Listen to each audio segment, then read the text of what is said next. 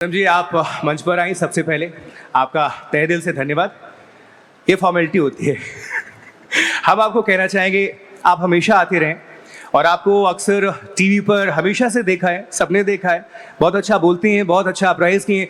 2 बार आप लगातार back to back MP चुनकर आती हैं, तो बिना जनता के ये पॉसिबल होता नहीं है। आप बीजेवाईएम की नेशनल प्रेसिडेंट रहती हैं, ये छोटी बात तो होती नहीं है। कम उम्र में इतने मुकाम तक आप पहुंचना, ये बहुत बड़ी बात, इसके पीछे का राज। और एक बार पहले तालियां बजा दीजिए, ये छोटी उपलब्धि नहीं है किसी की भी लाइफ के लिए। पूनम जी, सबसे पहले क्या कहना चाहेंगे आप? सबसे पहले मैं एनडीटीवी युवा, हिंदी या अंग्रेजी? Hindi English both, you can whatever you. English में बोलना है, भारत की भाषा। सबसे पहले एनडीटीवी युवा में मुझे बुलाया गया, तो मैं एक ऑफिशियल युवा और कूल हूँ, ये तो पता चल गया मुझे, इसलिए एनडीटीवी बहुत बहुत धन्यवाद। Because it becomes very difficult for women who take. युवा में क्या होता है मैं आपको बताना चाहती हूँ, युवक बहुत आगे बढ़ जाता है, युवती में थोड़ा बहुत आगे पीछे हो जाता है, फिर वो महिला बहुत जल्दी हो जाती है। युवा तो अपने 80 साल में, लड़का तो युवा ही रहता है, लेकिन युवती थोड़ी कहीं ना कहीं जाके महिला में परिवर्तित होती है। लेकिन आज मैं बहुत खुश हूँ देख के कि मैं स्टैम्प्ड युवा हो चुकी हूँ। जेनजी ने 2-4 तालियां मार के मुझे हाँ भी बोल दी है। 2-4 तालियां नहीं, जोरदार तालियां पड़ी थी यार। क्या मैं गलत हूँ? मुझे गलत साबित करो और सही तालियां मारो। ये भी स्क्रिप्टेड ही था। नहीं, बिल्कुल नहीं है। ये सब लाइव न्यूज़ है, ब्रेकिंग। सो ये बहुत बहुत मैं धन्यवाद देना चाहती हूँ एनडीटीवी युवा को। मैं इतना ही कहना चाहूँगी कि भारत एक एस्पिरेशनल देश है। डेमोग्राफिकली हम सारे युवा यहाँ पे बैठे हुए हैं। जब विश्व को देखा जाता है, when you look at it with global perspective, youth of India is going to decide the future of the world. So we are not only Indian citizens, we are global citizens. इसलिए भारत के युवा बहुत ज़रूरी है, और ये वो समय है जहाँ पे युवा भारत का ऐसा डंका पीटेगा कि पूरा विश्व देखेगा। तो यही बहुत ज़रूरी है। That's what Gen Z, आप पे जिम्मेदारियाँ बहुत है। Gen Z of India is going to decide where India is going to steer. And I have full faith in you all Gen Z that your aspiration is our country's aspiration and you're connecting India's aspiration to your aspiration. So I'm very proud of it. आपने बहुत कम, अरे वाह, आपके लिए भी तालियां जोरदार। Thank you. आपने बहुत कम एज में पॉलिटिक्स ज्वाइन कर लिया था, तो ये फैसला दिल से था या एक फैमिली लेगेसी को कंटिन्यू करने के लिए? आधा आधा था, क्योंकि अभी किसी को आपने पूछा कि आप राजनीति से बोर होते हैं, तो किसी ने हाथ ऊपर नहीं किया, ये मुझे बहुत अच्छा लगा।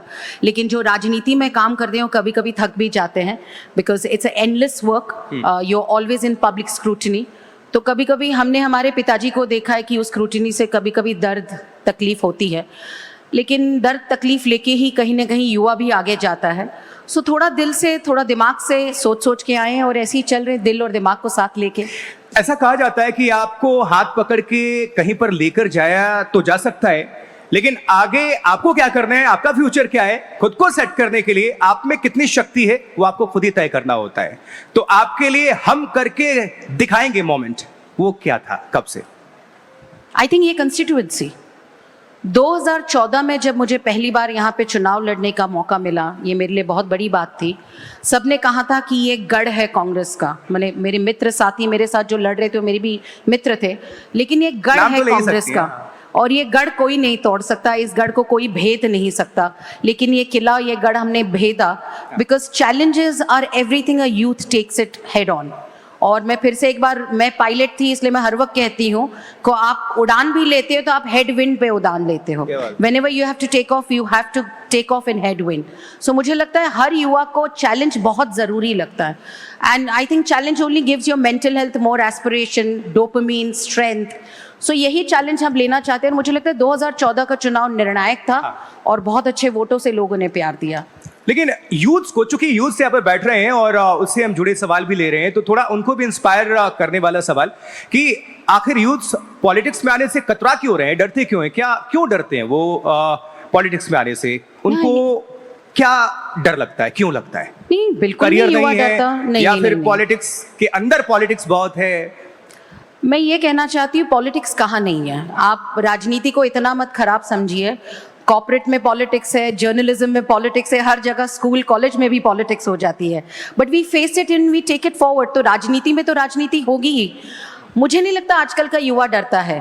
और युवा डरना भी नहीं चाहिए। आज मेरे साथ जब इंटर्नशिप के लिए सारे बच्चे आते हैं, they intern with me at the age of 14 to 50 तक लोग अलग अलग रूप से पढ़ने आते हैं, मेरे साथ सीखते हैं। उसमें से बहुत सारे लोग आज युवा पॉलिटिकली कहीं ना कहीं हैं। जब मैं युवा मोर्चा की अध्यक्ष थी, आज आप देखेंगे जो जो नई टीम आई हुई है, जो यंग लड़कियां हैं जो टीवी पे भाजपा के लिए बोल रही है, वो युवा मोर्चा से है। So you have to face it. Leader तय करता है कि उसको किस रूप से लोग चाहिए। And I believe as a leader that a leader who believes they just need followers will never go forward. A leader to become much bigger leader has to create leaders from the people around them. So आपको नेताओं बनना है तो आपको नए युवा नेता तैयार करने पड़ेंगे। सो मुझे लगता है don't be afraid of politics. And politics is not only नेतागिरी, भाषण करो, जनता में जाओ। लगता है कि नए लीडर तैयार हो रहे हैं? बिल्कुल, लेकिन आपको तय करना पड़ेगा। राजनीति का परिप्रेक्ष्य बहुत बड़ा है। आप राजनीति का परिप्रेक्ष्य सिर्फ भाषण देना, जनता में फोटो खिंचवाना ये नहीं होता। There are lot of people who help me what to speak in public. हर चीज मेरे पास नहीं होगी। कभी लोकसभा में क्या सवाल पूछने हैं, वो मेरे लिए कोई मदद करके देता है, पूछता है, रिसर्च करता है। So there are lot of politics में भी आयाम आए हुए हैं। लेकिन सिर्फ उस जनता को, उन लोगों को एक बात से चिढ़ होती है कि जब चुनाव होते हैं, नेताजी हर एक घर पे जाते हैं, जाने भी चाहिए वोट मांगने के लिए, वो उस वक्त हर एक घर में नजर आते हैं। लेकिन जैसे ही 5 साल के पहले ही 3 महीने 4 महीने या कोई भी अगर जरूरत होती है उस इलाके को, उनके लोगों को, रफ्तार को, विकास को, किसी भी चीज को, तो नेताजी वहां पर नदारद रहते हैं। I'm sorry, you're asking a very millennial question. I'm very sorry. क्या ये सवाल गलत था या सही है? No, it's a very millennial question क्योंकि आजकल स्पेसिफिक आपके लिए नहीं। मैं अपने लिए तो लूंगी भी नहीं क्योंकि I'm always active. बट मैं इसको क्यों बोलती हूँ millennial question है? आज हम सोशल मीडिया के जमाने में रह रहे हैं और सोशल मीडिया से हर किसी को पता चलता है कि नेता या अभिनेता या कौन क्या कर रहा है। जब आपने मुझे ये विषय दिया था कि युवा की सोच में आप क्या बोलना चाहती, तो मैंने जेन AI पे टाइप किया what do Gen Z expect from politicians, और मैंने उसमें बहुत सारे मुद्दे देखे। मैंने कहा ये तो मैं करती हूँ, लेकिन बाद में उसमें और एक चीज़ है जो हम नहीं समझ पाते, ह्यूमन इंटेलिजेंस, कि हम किस रूप से लोगों के साथ कनेक्ट करते हैं। That is not old and that is not new also. मैं उस हिसाब से देखती हूँ। तो मुझे नहीं लगता कि आज कोई भी आदमी वोट मांगने 5 साल कुछ न करके जाए तो जनता उसको माफ कर देगी, बिल्कुल नहीं। ये नया ज़माना है, ये आर्टिफिशियल इंटेलिजेंस का ज़माना है। ये यहाँ पे बैठे हुए युवा जो सोशल मीडिया पे, किसी को पूनम महाजन नहीं पता तो गूगल करके पहले ही चेक करने का ज़माना है। ये वो ज़माना है, you can not play with them. ठीक है, आपने सोशल मीडिया की बात कही तो एक सोशल मीडिया से जुड़ा सवाल ले लेता हूँ। सोशल मीडिया के आने के बाद से आप नेताओं की भूमिका, जनता से कनेक्टिविटी बढ़ी है या चुनौती बढ़ी है? ये इसने आसान कर दिया है आप लोगों के लिए या दोनों होता है? हर रिश्ते में चीजें दोनों होती है। अभी मैं मोहित सूरी जी को सुन रही थी कि अधूरा प्यार भी बहुत अच्छा लगता है, पूरा प्यार भी बहुत अच्छा लगता है। तो यही उनके डिस्कशन से मुझे यहाँ पे जो बैठे हैं बहुतों के प्यार अधूरे होंगे, क्यों है कि नहीं है? तालियां नहीं? अच्छा, अभी भी देखो वो बजा दिया भाई साहब ने। अरे कभी कभी मजाक भी समझ लिया करो यार, हाथ उठाने के लिए बोला था, कोई थोड़ी ना उठाएगा अधूरा प्यार के लिए। लेकिन उसको मैं आगे ले जाना चाहती हूँ। अधूरा प्यार पूरा करने के लिए भी लोग काम करते हैं। मेरे कहने का मतलब ये था इसमें कि लोग, सोशल मीडिया से एक बहुत अच्छा काम हुआ है कि आप लोगों से ज्यादा जुड़ना चाहते हैं। पहले क्या होता, अखबारों तक जर्नलिस्ट ने मेरा नहीं सुना, मेरी तस्वीर नहीं लगाई, मैंने अच्छा काम किया, बुरा काम किया, बुरा ज्यादा छप जाता था, अच्छा कम छपता था। TRP का भी जमाना तभी भी होता था। लेकिन आज मैं अच्छा करूं या बुरा करूं, मुझे ज्यादा यहाँ वहां जाने की जरूरत नहीं। मैं सीधे इनको कह सकती हूँ, they can open where Poonam Mahajan is going, what she is doing. तो आज सोशल मीडिया कठिन भी हो गया है क्योंकि आपके लिए कंपटीशन बढ़ गई है, लेकिन आसान भी हो गया है। आज यहाँ बैठे हुए सारे लोगों को मुझे हर वक्त ये बताने की जरूरत नहीं, क्योंकि वो कहीं से भी AI में चेक कर लेंगे what did Poonam Mahajan do in past 10 years। तो मुझे लगता है मेरे लिए तो आसान है। अच्छा, आप अच्छे लोगों के लिए आसान है, बस नहीं, बिल्कुल सही बात है, नॉन कंट्रोवर्शियल लोगों के लिए। और वैसे भी कहते हैं ना कि you can criticise them but you can't ignore them. That's the youth of this country has to believe। but criticize तो आप करना, मुझे लगता है criticism एक बहुत अच्छी सीख होती है सीखने के लिए। आप इग्नोर करोगे ना करोगे, लेकिन criticism is always a learning lesson। आप पॉलिटिक्स में हैं, आप एक मदर भी हैं, तो राजनीति और घर दोनों को कैसे बैलेंस करती हैं? पता नहीं, चल जाता है। जैसे ये किसी ने कहा कि युवा जो होता है वो धुंधला सा रहता है, तो मैं भी ऐसी थोड़ी बहुत धुंधली सी रहती हूँ, लेकिन सब ठीक है। मेरा बेटा भी जेन Z है, दो I look like a very cool mother, but यहाँ पे मैं कूल लोगों के घर पे लेम रह जाती हूँ। सो यही कहानी होती है हर किसी की कहानी घर घर की। एंड मैं ये प्रतीत करना चाहती हूँ कि एक माँ होने के बाद कोई गृहिणी बन के महिला नहीं रहती, वो भी इतनी कूल रहती है, उतनी इंक्विजिटिव रहती है, उतनी अपने रूप से देखती है। सो घर, मैं तो बहुत ज़्यादा काम करती हूँ राजनीति से परे, मैं एनवायरमेंटल प्रोटेक्शन के लिए काम करती हूँ। आज ही हम 2000 बच्चे युवा मैं कॉलेज देखता से ले आए, हमने ओशन क्लीन अप डे किया था, उसके बाद हमने पेड़ लगाए। तो एनिमल वेलफेयर के लिए काम करती हूँ, मैं क्या नहीं करती हूँ, और मेरे बच्चे भी मेरे साथ ऐसे करते में मेरे रहते हैं। एग्जाम में सवाल आ रहा है कि जी। अगर आप पॉलिटिक्स में नहीं होती तो पूनम महाजन आज क्या कर रही होती?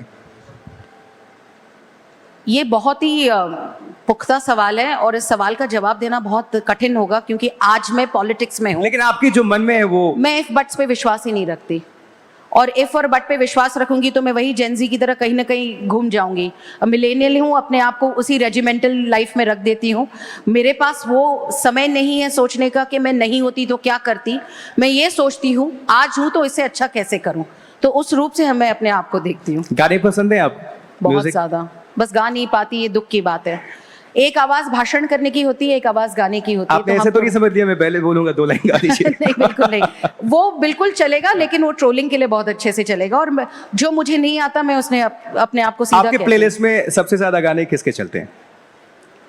जेनजी के गाने चलते हैं। मैं अंग्रेजी से शुरू करूंगी तो माफ करिए, मेरे घर में टेलर स्विफ्ट बहुत चल जाती है, आपके यहाँ भी होता ही होगा। और उसके हर गाने मुझे लगता है सिर्फ जेनजी को नहीं लगते हैं, मुझे भी लगते हैं। जैसे आज ही मैं वो गाना सुन रही थी कि आई can do it with a broken heart, आपको गाना पता है? थोड़ा थोड़ा सुर में अगर हो बिल्कुल नहीं, माफ करिए। या हिंदी में गाने सुनती हूँ कोशिश तो कर रहा हूँ मैं। नहीं मैं सिर्फ आपको कह रही हूँ लिरिकल गानों में भी हर किसी को गाने कैसे पसंद है। People like music, I like what is written in it, every song has to have that meaning towards it. मैं जुबिन के गाने बहुत सुनती हूँ। जुबिन आने वाले हैं, जुबिन आने वाले हैं अभी थोड़ी देर बाद। हाउ वंडरफुल, वो पारिवारिक मित्र है तो मैं उनको ज़्यादा सुनती हूँ। अरिजीत के गाने सुनती हूँ। मुझे असम के हमारे सिंगर हैं पैपॉन, अरे शानदार, मुझे उनके गाने बड़े पसंद है। और उनकी जो आजकल हर Voice कोई texture। गाता बहुत अच्छा है, लेकिन वो डेप्थ, उस आवाज़ में वो ठहराव है ना, वो उनमें है। लता दीदी, किशोर कुमार, मतलब मैं आपको क्या कहूँ, गाने तो हम सब सुनते हैं और मैं हर भाषा के गाने सुनती हूँ। अच्छा। जी, मराठी भी बहुत सुनती हूँ। हम अजय अतुल की वजह से मराठी एक अलग तरीके तो से हम पहुंचे मुंबई हुए हैं। महाराष्ट्र में बैठे हैं, तो मराठी में अगर 2 लाइन कुछ सुना दे तो हमारे करिए। पूरे भारत के जो दर्शक हैं वो भी पूनम महाजन को एक नए रूप में सुन लेना। क्या आप सुनना चाहेंगे? आवाज आनी चाहिए तभी सुनाएंगी। क्या आप सुनने के लिए तैयार हैं? Yes Poonam ji please. मुझे पता है जेनजी बोर होता है, आप आज गवाओगे कल नहीं, ऐसा नचवाओगे, नहीं ऐसे है। तो होगा नहीं। नहीं। नहीं, They मेरी are आवाज all-rounder। गाने की नहीं है, माफ करिए। मैं गा सकती तो मैं बहुत खुश होती, लेकिन 2 लाइन बस। माफ करिए, अभी माफ करिए गाना तो होता नहीं है। मैं वही सोच रहा था कुछ। लेकिन गाना जो भी आपको लगे, कुछ पंक्तियां, कुछ जो भी मन में आपके जहन में आए। मैं बहुत दुखी सा गाना है, मतलब बहुत डीप गाना है, लेकिन एक शंकर महादेवन का गाना था। Please। मैं उसकी सिर्फ पंक्तियां बोलूंगी। मन मंदिरा, माने वो गाना ऐसा है कि उजड़ू न दे, मैं मुझसे नहीं होगा, माफ करिए। I just thought maybe I can do it. ये वीडियो मेरे बच्चे देखेंगे तो मुझे कैंसिल कर देंगे, and I don't want to be a cancel. नहीं, अप्रिशिएट करेंगे। बट ये है, बहुत अच्छे गाने हैं। हर गाने के पीछे एक कारण होता है, और मैं खुश हूँ और हैप्पी हूँ कि मेरी बेटी जेन अल्फा है। आप तो जेनजी की आप बात अगर करें, कहेंगे तो मैं जेन सुना अल्फा को दूंगा भी समझ आपको, लेती हूँ। आपके लिए गाना। आप गाना Should I गाइए say? प्लीज प्लीज, बहुत अच्छा शंकर लगेगा। महादेवन आपने बोला है तो मेरे भी फेवरेट हैं। वो बहुत सुंदर गाते हैं और सुना मराठी दो, भी कोशिश बहुत करो। अच्छा गाते हैं। बोर तो नहीं हो गए आप लोग? भागोगे तो नहीं? पक्का 2 लाइन कर दूं? On your request. वाह वाह वाह वाह। मेरे मन ये बता दे तू किस ओर चला है तू, क्या खोया नहीं तूने, क्या ढूंढ रहा है तू, जो है अनकही, जो है अनसुनी, वो बात क्या है बता मितवा, कहे धड़कने तुझसे क्या मितवा, ये खुद से तू ना तू छुपा, सोनिए। Thank you all of you, thank you Poonam ji. बहुत बहुत धन्यवाद। And this is, I think कोई भी जनरेशन हो, शाहरुख खान का गाना तो हर किसी के दिल पे छू लेता है, तो शाहरुख के लिए भी तालियां हो जाए। जोरदार तालियां शाहरुख खान के लिए, शंकर एहसान लॉय के लिए, उनकी पूरी टीम के लिए और पूनम महाजन। लेकिन चलते चलते तो हम आपसे कह रहे थे कि अच्छा एक चीज बहुत जहन में मुझे ध्यान आ गया। वर्ली से भारतीय जनता पार्टी अभी मेयर की चुनाव की भी शुरुआत कर चुकी है। वर्ली जहन में आते, चूंकि वर्ली पूरा आपका बीता है, प्रमोद महाजन जी उस वक्त अगर जाएं, 2 घर छोड़ के आप भी रहती थी, आपने सब कुछ देखा, हमने वो टीवी पर देखा था। फ्लैशबैक, वर्ली के चुनाव, मेयर चुनाव, वर्ली कहीं खींच कर ले जाता है आपको? मुझे पता नहीं यहाँ वर्ली वाले कितने हैं, मैं तो अभी बांद्रा रहती हूँ और मैं पहले सोबो थी, फिर सबर्बन हो चुकी हूँ, बट मैं हूँ प्योरली हार्ट ब्रोर मुंबई का।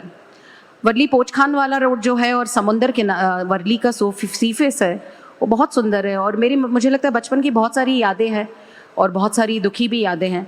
But it's a beautiful place. आधी मुंबई रही हूँ, आधी दिल्ली रही हूँ, पूरा देश घूमी हूँ, लेकिन है कहीं ना कहीं दिल से वर्ली से कहीं ना कहीं नाता है, क्योंकि वो समुंदर बहुत याद आता है।